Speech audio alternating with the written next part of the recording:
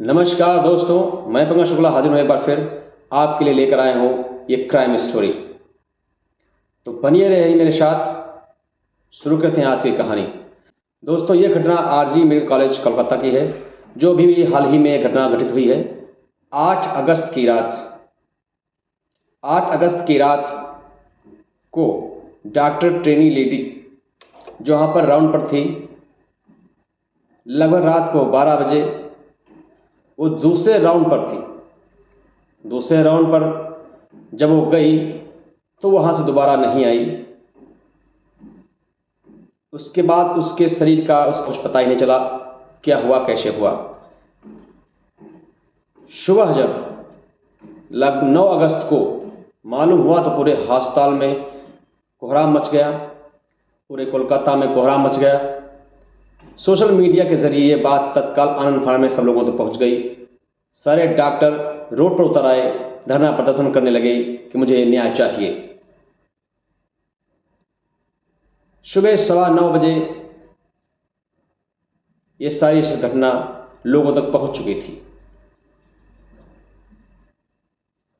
सुबह का 10:15 बजे था।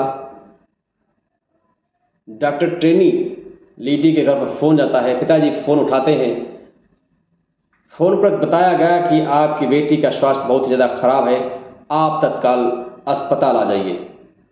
पिताजी ने कहा, अरे मेरी बेटी से मुझे कल ही बात की थी, इतनी जल्दी क्या हो गया जिससे उसका स्वास्थ्य इतना जल्दी खराब हो गया। माँ से बात हुई, माँ से बताया तो माँ ने कहा कि मेरी बेटी के साथ कुछ गलत हो गया है, मेरा मन नहीं लग रहा है, और घबरा कर बेहोश हो जाती हैं।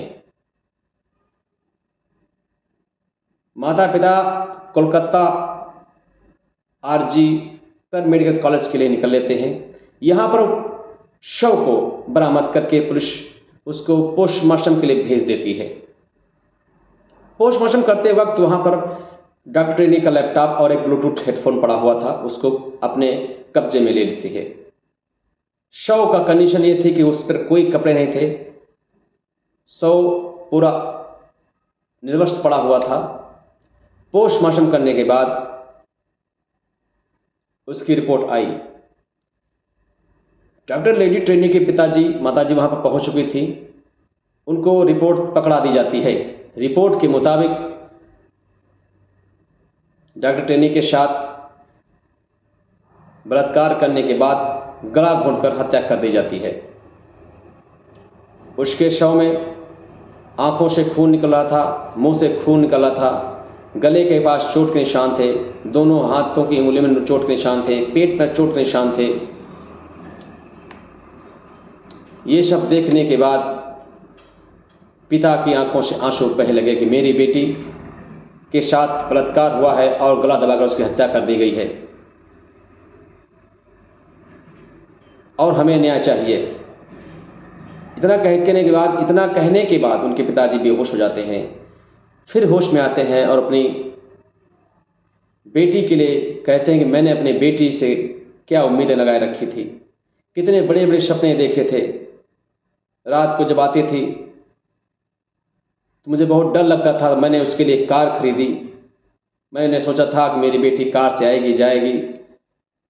आज हमको यह दिन देखने को पड़ रहा है। माता पिता की आंखों से आंसू बह रहे थे। कहने लगे मेरी घर पर केवल उसके नाम की पट्टी रह जाएगी, मेरे घर पर तो कोई है नहीं जो हमें अपने सपने इतने अच्छे सपने दिखाएगा। बेचारों का बहुत बुरा हाल था। पास ही के थाना में जा करके उन्होंने अपनी रिपोर्ट लिखाई कि मेरी लड़की के साथ बलात्कार और गला घोंटकर हत्या कर दी गई है। थाना इंचार्ज ने उनकी रिपोर्ट को लिख लिया है और बताया है कि आपके साथ उचित न्याय किया जाएगा। इधर सड़क पर सारे डॉक्टर कर्मचारी इधर सारे अस्पतालों के डॉक्टर सड़क पर उतर आए हैं, धरना प्रदर्शन करने लगे, आंदोलन करने लगे और न्याय की मांग करने लगे।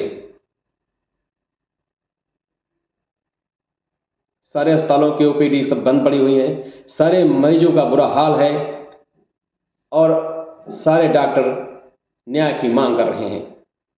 पुलिस ने भी अपनी जांच कार्रवाई शुरू कर दी है। अस्पताल के सारे सीसीटीवी फुटेज खंगाले जाने लगे। एक एक कैमरे को चेक करने जाने लगा।